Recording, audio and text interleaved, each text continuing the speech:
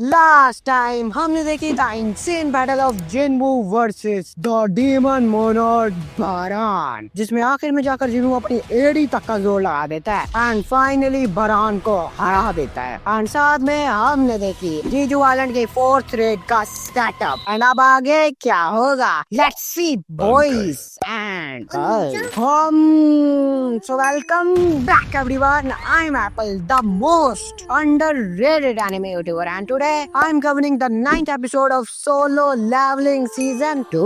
So guys, आज की episode हमारी काफी सिंपल एंड इमोशनल होने वाली है। हमारे जिनवू की अब तक की मेहनत का सिला और वी कैन से फल अब जाकर उसको मिलेगा। एंड आई कैन से इस एपिसोड को देखने के बाद सोलो लेवलिंग के डायहार्ड फैंस जरूर रोएंगे। एंड साथ ही साथ इसमें जापान के एस रैंक हंटर्स भी दिखेंगे हमें, जिसको तुम्हें मिस नहीं करना चाहिए यार। That's why let's start our episode 9. But before that, if you didn't subscribe तो कर दो ना।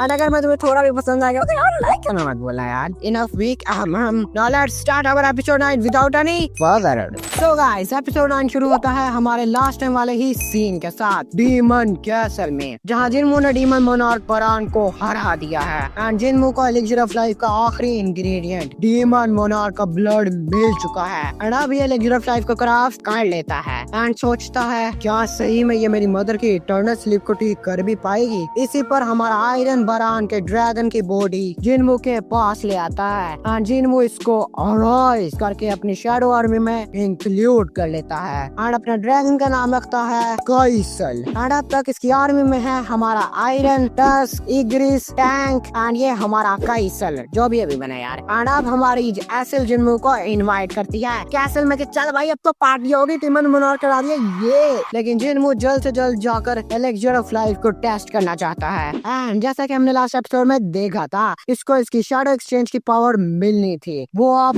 मिल जाती है, जिससे अब ये अपनी किसी भी शैडो के साथ लोकेशन एक्सचेंज कर सकता है। इसको जिनवू देखकर कहता है ओके नाउ एसिल, मैं अब चलता हूँ, तुम वापस घर चली जाना। और अपनी पावर एक्टिवेट कर लेता है, जिस पर एसिल जिनवू को मैजिकल वर्ड्स बोलने वाली होती है। लेकिन जिनवू इसी टाइम यहाँ से गायब हो जाता है।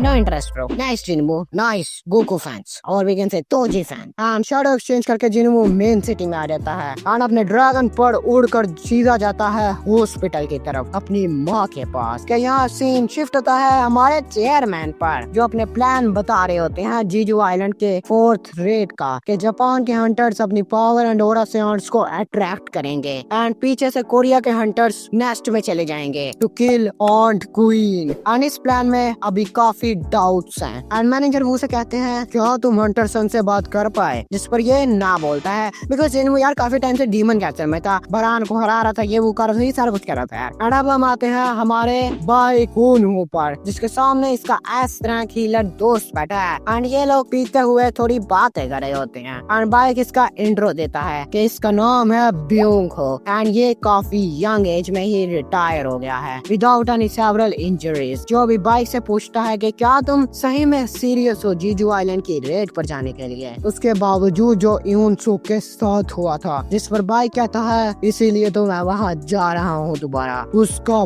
बदला लेने के लिए। एंड बाइक ब्यूंगो को भी इनवाइट करता है रेड पर चलने के लिए, मगर यार वो मना कर देता है बिकॉज वो अभी इस खून खराबे में नहीं जाना चाहता, जबकि उसने अपने दोस्त की डेथ देखी थी। चलो मैं यार थोड़ा इनका सीनियर समझा देता हूँ। लास्ट जो रेड हुई थी ना जीजू आइलैंड पर, वहाँ बाइक एंड ब्यूंगो की आंखों के सामने इनका बहुत अच्छा दोस्त मारा गया था, वो भी बहुत ज्यादा ब्रूटल वे में। उसी की बात कर रहे हैं ये लोग। एंड अब हम आते हैं हमारे जिनवू पर, जो हॉस्पिटल में अपनी माँ के सामने बैठा है एंड याद कर रहा होता है कि जब ये छोटा था तो इसकी वजह से इसकी आंखों के सामने इसकी माँ की गर्दन पर बॉइलिंग वाटर गिर गया था, जिसकी वजह से इसकी माँ की गर्दन पर निशान आ गए थे। एंड अब जिनवू कहता है आई डोंट नो ये एलिक्सिर ऑफ लाइफ काम करेगा या नहीं, लेकिन अब तक मैंने सिस्टम के बहुत से कारनामे देखे हैं, मुझे एक ई रैंक से लेके एस रैंक हंटर तक बनाने तक का इसी सिस्टम ने मुझे ई रैंक से एस रैंक बना दिया है, इसीलिए ट्राई करना तो बनता है। एंड अब ये एलिक्सिर ऑफ लाइफ निकालता है एंड अपनी माँ को पिला देता है, जिससे इसके माँ की गर्दन के सारे निशान हट जाते हैं विद इन सेकेंड्स, लेकिन वो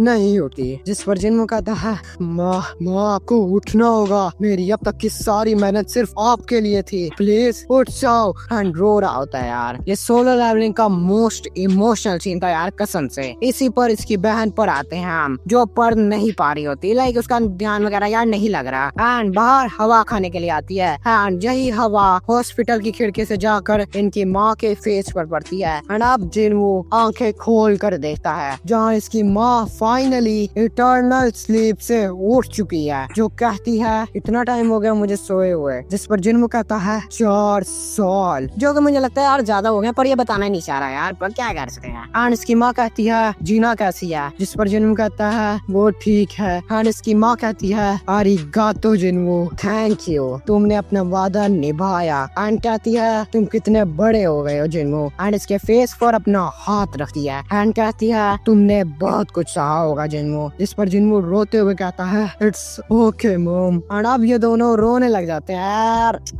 मैं कुछ नहीं कह सकता यार इस पे, let them have their moment bro. And अब सुबह हो जाती है जहाँ डॉक्टर हैरान हो रखे कि एक पेशेंट इंटरनल स्लीप तो गया, बट एंड उसकी बॉडी एकदम नॉर्मल हो गई, रियली। एंड अब जिना भी अपनी माँ को ठीक देखती है एंड फुल इमोशनल होकर अपनी माँ को गले लगा लेती है एंड भाई रोने लग जाती है यार। एंड इसको देखकर जिन्वो बहुत खुश होता है एंड कहता है यही रिवॉर्ड मुझे चाहिए था, मेरी इस सब मेहनत का सिला मुझे यही तो चाहिए था बस। एंड अब हम आते हैं एक प्रेस कॉन्फ्रेंस पर जो हमारे चेयरमैन ने रखी है पब्लिक को जीजू आइलैंड का सब कुछ बताने के लिए। एंड ये सब कुछ अनाउंस कर देते हैं कि आंट्स अपने आइलैंड से उड़कर आसपास के इलाकों में तबाही मचा रही हैं, जिसकी वजह से ये चौथी रेड डिक्लेयर कर रहे हैं जेजू आइलैंड पर। एंड अब सिर्फ कोरिया के हंटर्स ही नहीं होंगे बल्कि जापान के भी होंगे, एंड ऑल्सो एस रैंक के अलावा ए रैंक हंटर्स भी होंगे जो सी पर रहकर मेनलैंड को प्रोटेक्ट करेंगे ताकि पब्लिक हमेशा सेफ रहे। एंड इस न्यूज को हमारे ब्योंगो भी देखता है एंड इन 3 दोस्तों का एक फ्लैशबैक दिखाया जाता है जहाँ बाइक सो रहा होता है। ब्योंगो इयोनसुक जो इनका दोस्त मर चुका है उससे कहता है कि मैं बहुत डरा हुआ हूँ, जिस पर इनका दोस्त इयोनसुक कहता है मैं भी हूँ, लेकिन जो लोग लड़ नहीं सकते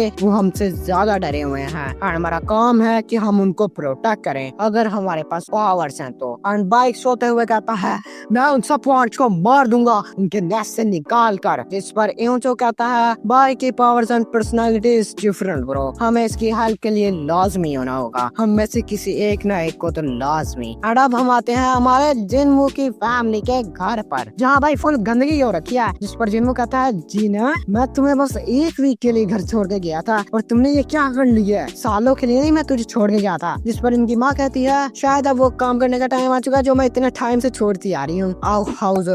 यार ये मैं नहीं कह रहा, ये मिसोजिनिस्ट कमेंट मैं नहीं कर रहा, सही बात है। और अब ये तीनों मिलकर सफाई करते हैं, देख लो भाई जिन्वो भी कर रहा है सफाई, नो मिसोजिनी भाई, देख लो भाई। एंड काफी खुश होते हैं। इस पर जिन्वो सोचता है मैं काफी टाइम से यही चाहता था लेकिन मैं अभी भी एंग्जियस हूँ क्योंकि मैं एक हंटर हूँ शायद इसलिए। एंड अब इसकी माँ कहती है जिन्वो तुमने अपने फादर के बारे में सुना है क्या, मैंने सुना तुम एक हंटर बन गए हो, याद है तुम्हारे फादर एक हंटर बनने से पहले एक फायर फाइटर थे, लगता है तुम बिल्कुल अपने बाप जैसे हो। जो मैं डाउट करता हूँ यार बिकॉज इसके बाप ने अमेरिकन हंटर की माँ बहन एक कर दी थी अकेले, वो भी वीडियो में मेरे ख्याल से। और अब जीना कहती है मैं भी लोगों की मदद करूंगी एक डॉक्टर बनकर। और यार यही है कि ये फैमिली बहुत ज्यादा खुश है, वही यार है मैं क्या ही करूँ। और अब जिन्वो को एक कॉल आता है एंड सीन शिफ्ट होता है हमारे चेयरमैन पर जो कहते हैं मुझे उम्मीद नहीं थी कि वो आएगा, ये एक अमेरिकन हंटर की बात कर रहे हैं जो है थॉमस आंद्रे, एक अमेरिकन एसरेंक हंटर जो अकेला किसी कंट्री की मिलिट्री को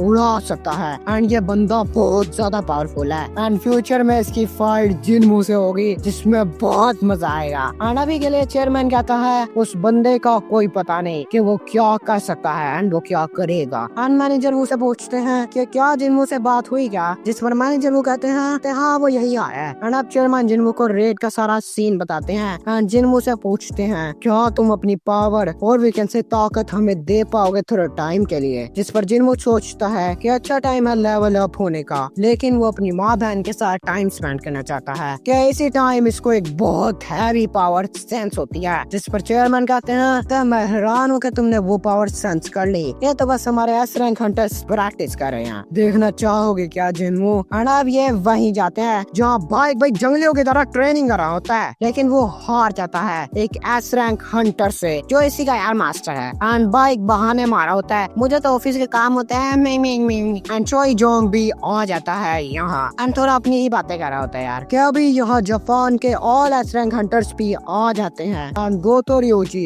की सीधा नजरें जाती हैं जिन्मो पर एंड उसका इमेंस ऑरा सेंस करता है वो एंड कहता है ये एक असैसिन लग रहा है। इस पर इसकी मैनेजर कहती है मैंने सुना है कि वो एक मेज है एंड बाइक एंड उसका मास्टर की फाइट देखकर गोतो की मैनेजर कहती है अगर ये इनका बेस्ट है तो I am still disappointed. And यहाँ एक बेवकूफ सा बंदा रहता है यार अपने चेले के साथ जो कहता है हमारे हंटर्स की बेइज्जती कर रहे हो क्या। एंड इसका चेला इसका इंट्रो देता है कि ये है गिल्ड के मास्टर जो कोरिया के टॉप 5 गिल्ड में आती है लोवेस्ट रैंक में। जिस पर यहाँ चा हाय एन भी आ जाती है एंड कहती है कोई लड़ाई मत करो। जिस पर गोतो कहता है ये अच्छा चांस है कि हम प्रैक्टिस कर सकते हैं, हम एक दूसरे की पावर्स को देख सकते हैं हमारे हंटर्स में। एंड चेयरमैन भी इस पर एग्री करते हैं एंड बाइक इसके रूल सेट करता है एंड कहता है ये 1v1 नहीं बल्कि टीम वाइज टीम होगा। एंड अब इनका मैच सेटअप हो जाता है जिसमें चा हाय बाइक होनो इसका मास्टर एंड एक और बंदा है एंड सामने जापान के 4 S-रैंक हंटर हैं। गोतो रियोजी अभी तक नहीं आया। गोतो रियोजी का मैच होगा हमारे जिन्मो से बाद में एंड यहीं पर हमारी एपिसोड 9 होती है खत्म और we can say end. So yeah guys that was episode 9 of solo leveling season 2 जिसके अंदर हमने बहुत कुछ देखा जैसे कि हमारे जिन्मो की अब तक की मेहनत का फल उसको मिल चुका है। उसकी माँ फाइनली अपने इटर्नल स्लीप से उठ चुकी है एंड अब हम जिन्मो की फैमिली के बारे में और कुछ जान पाएंगे। एंड साथ ही साथ हमने देखी जेजू आइलैंड की 4th रेड का और ज्यादा सेटअप जो भाई तबाही होने वाली है। एंड आखिरी में जाके जापान और कोरिया के 4v4 फ्रेंडली मैच का सेटअप भी हमने देख लिया था। एंड अगले एपिसोड में गोतो रियोजी वर्सेस जिन्मो भी होने वाला है जो बहुत ज्यादा क्रेजी होगा। लेकिन तब तक के लिए अगर तुम्हें वीडियो पसंद आई हो तो यार लाइक कर दो यार। इस वीडियो का लाइक गोल रखते हैं 25 लाइक्स एंड अगली वीडियो बहुत जल्द आ जाएगी। तब तक के लिए मैं मिलता हूँ तुमसे किसी और नेक्स्ट वीडियो में। तब तक के लिए बाय बाय एंड औरतें कहाँ हैं?